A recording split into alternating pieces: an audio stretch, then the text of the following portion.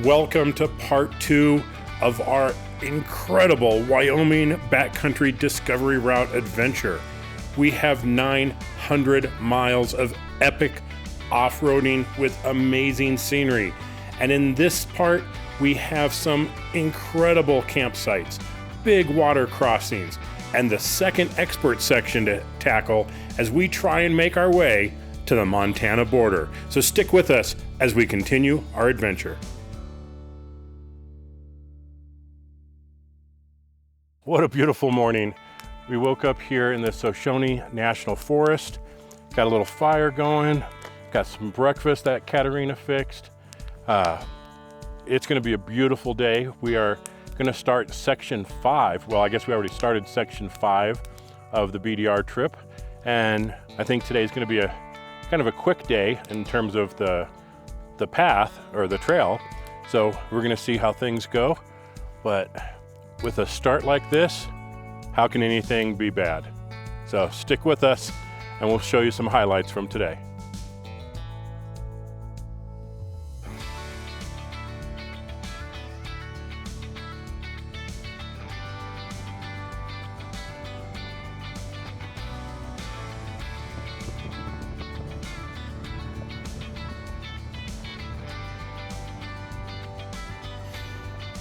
There is no doubt every section of the BDR feels almost completely different in terms of terrain. And this is no different. We get to pass some absolutely beautiful lakes today.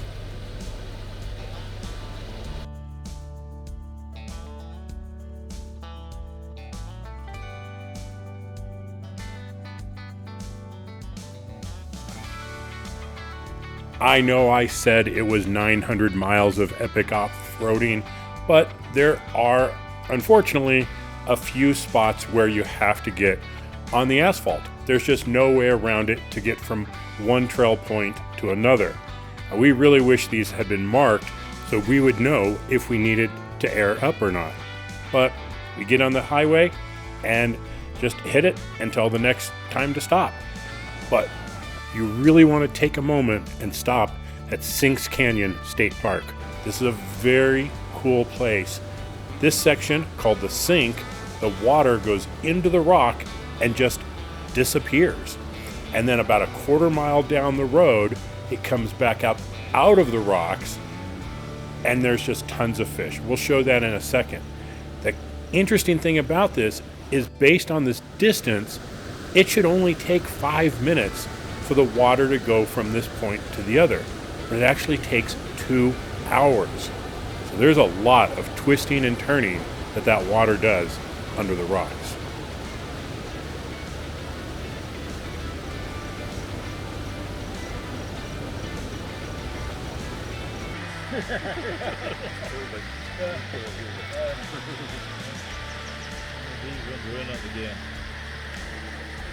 Can we get one for dinner? You only need one for dinner. They're huge.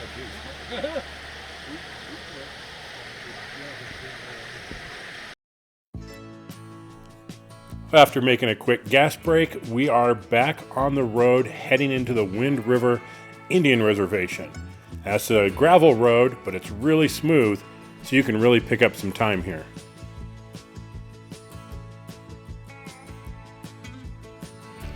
As you enter the Beaver Creek area, you see these warning signs to not enter if the lights are flashing because of gas poisoning. Doesn't that just make you feel good?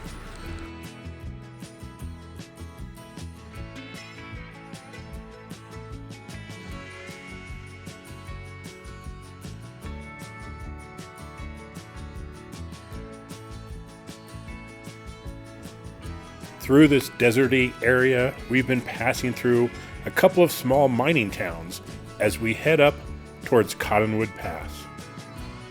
As we go into section 6, we're going higher in elevation. The ground is greener in this farm field area with a beautiful contrast with the surrounding red rock. Good thing we're driving today, as I don't think there's any flights leaving anytime soon. After we pass some large ranches, we start following the Nowood River.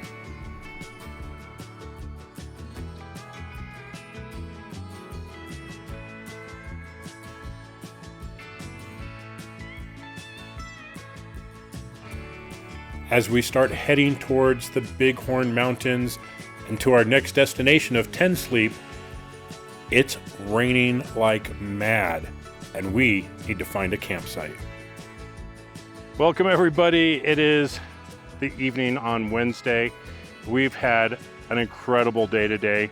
We finished sections 5 and 6, and we just started on 7, which takes you into Bighorn National Forest. Now, we had to find some dispersed camping, and we did that. We managed to do that okay. We got a nice spot here that everything is set up. Katarina's over there fixing some tacos for dinner. We tried to go deeper into the forest, and it had been raining for a little while, and this Wyoming mud is no joke. I have never been on snow that is as slippery as this mud. We were slipping and sliding. I finally got to a spot where I could turn around, and we had to go, we can't do it. We're gonna have to try tomorrow. The sky has cleared up, it's gonna dry out. We should have better luck going through it tomorrow. And if not, we're gonna have to take a bypass and go around that, because trying to haul the Jeep and the trailer up in thick, it's not gooey mud, it is slippery, slick, wet, frozen snot mud. And we might not just be able to do it. Hopefully we can, and hopefully you'll be there right along with us. So I'm hungry. I'm gonna go grab a taco and go relax for the evening.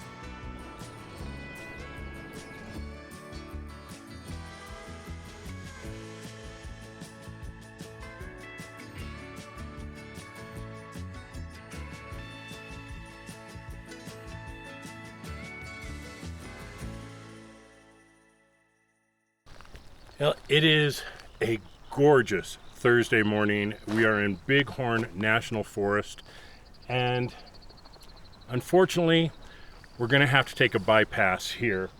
We tried doing this yesterday, and that's why the Jeep is completely covered in mud. It had just finished raining, and there was no way we could make it up. That mud stuck to the tires and just made them slicks. There was no moving anything. I managed to get turned around, and then that was it. So just now we hiked up a little bit, and then we flew the drone all the way up, about a half mile or so to check the conditions, and there's just no way I'm going to attempt this. There's no trees, there's nothing to winch off of. So purely from a safety perspective, we're going to have to take a pass on this section and take a bypass and meet up with the main trail somewhere else in the forest. It's a little unfortunate because this was a nice long stretch, but safety first. So back in the Jeep, back to an intersection, and heading up the bypass.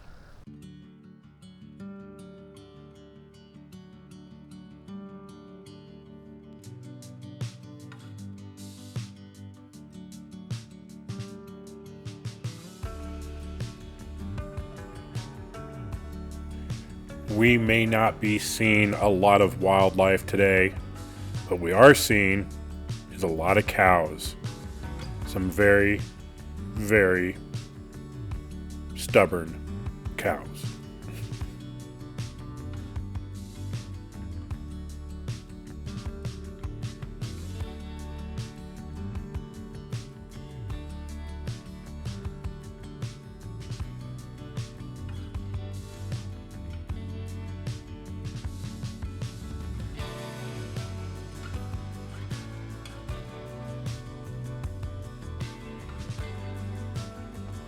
We finally come out of the Bighorn National Forest. What awesome views in there. And as we go through the gate here on Hyattville Road, we enter Renner Wildlife Habitat Management Area. So there's no camping, no real stopping along the way. And you do have to be careful because there is some deep sand in some of these ruts. That may be a little tricky for some motorcycles. I mean, we're big enough, not a problem for us. But there's a lot of little side roads, so you really need to pay attention to your GPS and your maps to avoid getting lost.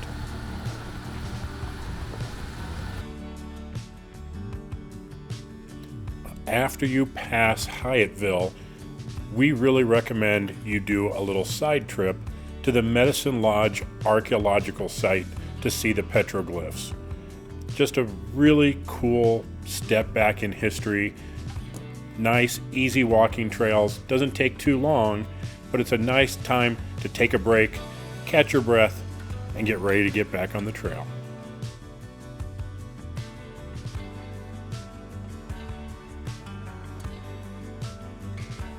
As we headed back into the Bighorns, we came upon this ledge and we just had to stop and enjoy the view for a while.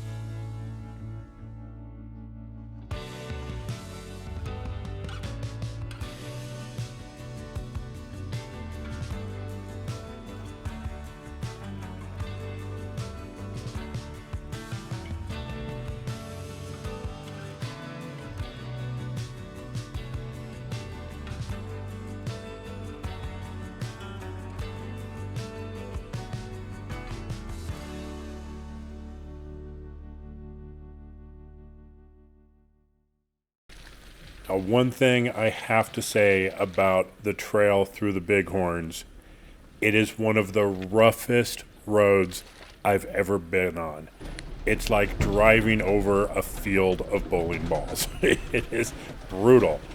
But now it's starting to get late in the afternoon. It's time for us to try and find a campsite. And find a campsite we did. This is absolutely amazing. We have this beautiful lake all to ourselves.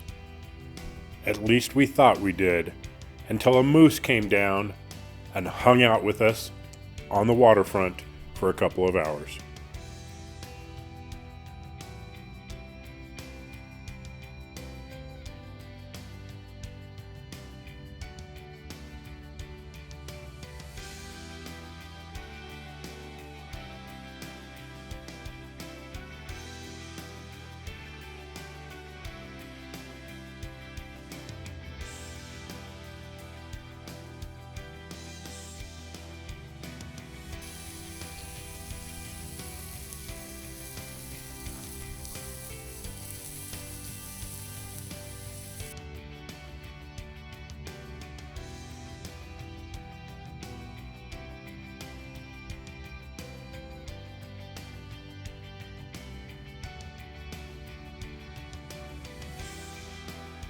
It is Friday morning. We are parked outside of Round Lake. This is beautiful around here. Absolutely gorgeous woods. We had a moose come by yesterday. We've got woodchucks around here. It is really a spectacular place. Katarina's over there fixing some breakfast. We got some breakfast burritos on tap for today. Already got our coffee going. And we have around somewhere around 50 or 60 miles, I guess, before we wrap things up on the BDR trail. And then we have to start working our way home. So we will be all the way in Montana and we got to get back to Colorado. So today's going to be a fun day. There should be some fun off-roading as well as just some epic scenery today. So we're looking forward to it. We got to finish breakfast, get things packed up, and get on the road.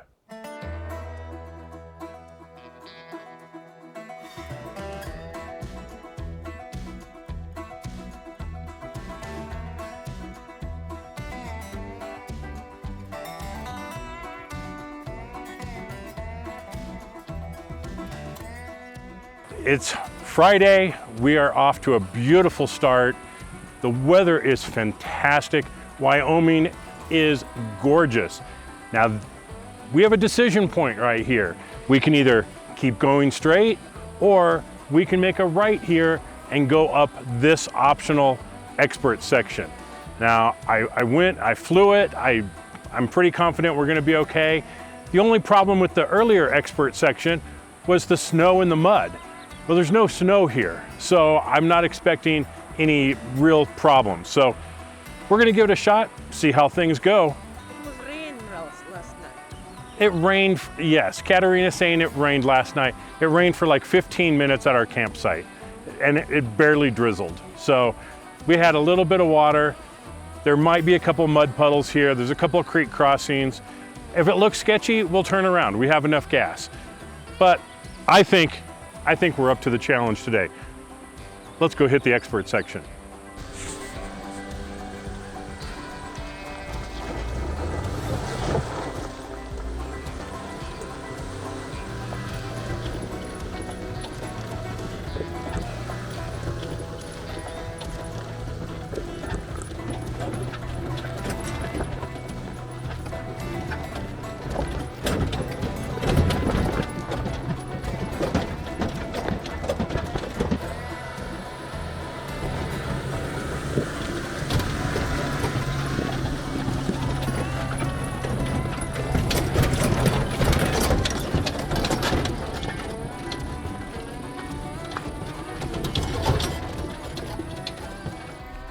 As we started off on the expert section, we had some pretty bumpy roads going up into the forest, and then some pretty tight turns. With the trailer, some of those turns were pretty close, and some of the rockier areas were probably pretty tough on the guys on motorcycles. And remember, the BDR was designed for people who ride adventure bikes, so it is a little different if you're in a Jeep. Now, last night's rain didn't stop us from hitting the trail, but what it did do is create a lot of mud and some big water crossings.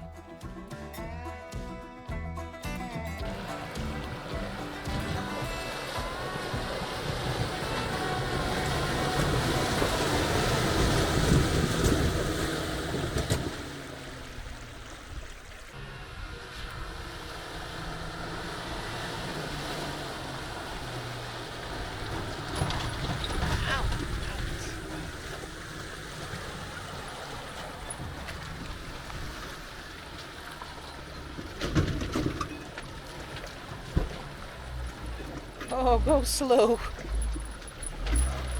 Oh my gosh.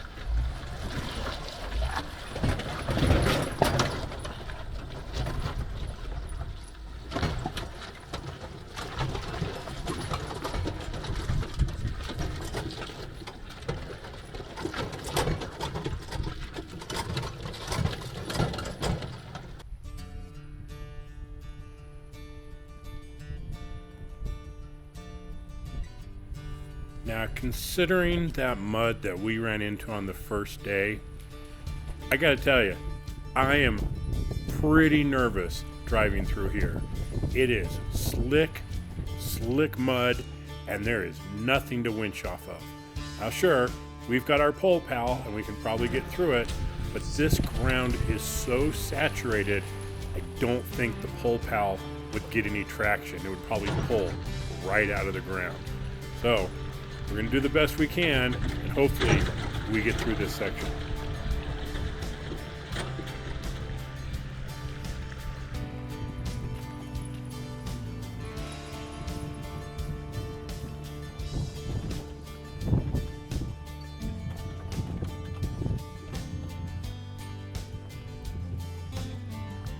Now, this expert section takes you over Woodchuck Pass, which when we started the trail 6 days ago was still closed.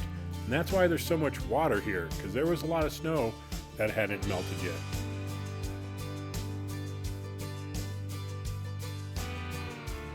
The last handful of miles on the expert section are pretty darn smooth, and you're going to be thankful that they are. You can really pick up some extra speed, make up some time as you head out towards the highway. As soon as we're out of the expert section, we're going to head to Bear Lodge, top off some fuel, and head on to Section 8.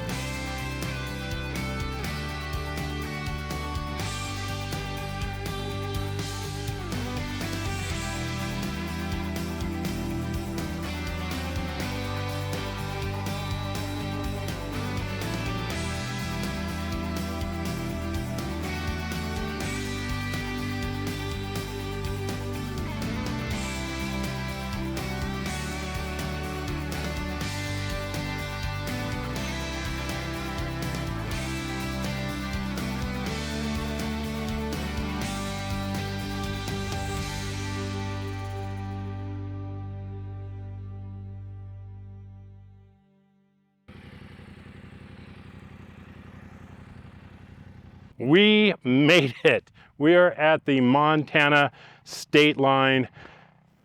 What a trip this was.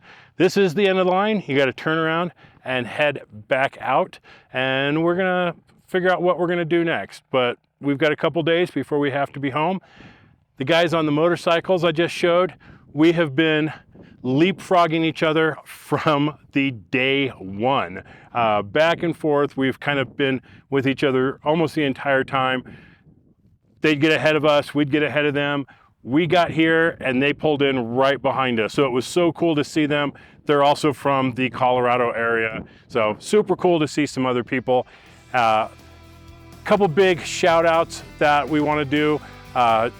Big thanks to the guys and crew over at Christian Brothers Automotive in Loveland for taking care of the Jeep before we started, making sure it was all ready to go. Gaia GPS, if it wasn't for that app, I don't know how you would do a trail like that. They're not a sponsor of ours, but it is the tool that we have been using all along to make sure that we could do this. Oh gosh, who else? Oh, Tribe Trailer. We love our Tribe trailer. That was just the biggest enabler of this entire trip, to have a trailer that could go and do what we wanted to do and just go find a campsite, get things going. It was awesome. Everything has performed flawlessly. I hope you enjoy this video. Thanks for watching from Katerina and myself. Be safe out there. We'll see you on the trails.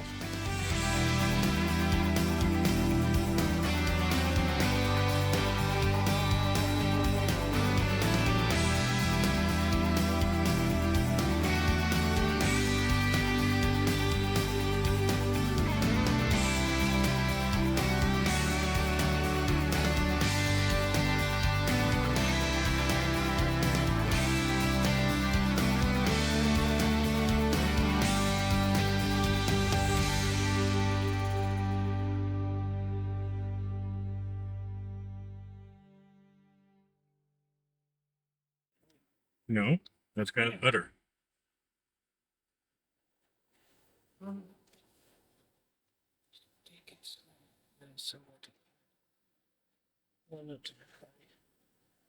Come on, go. Go, go, go, go. Woo, woo. Go, go, go. Go away.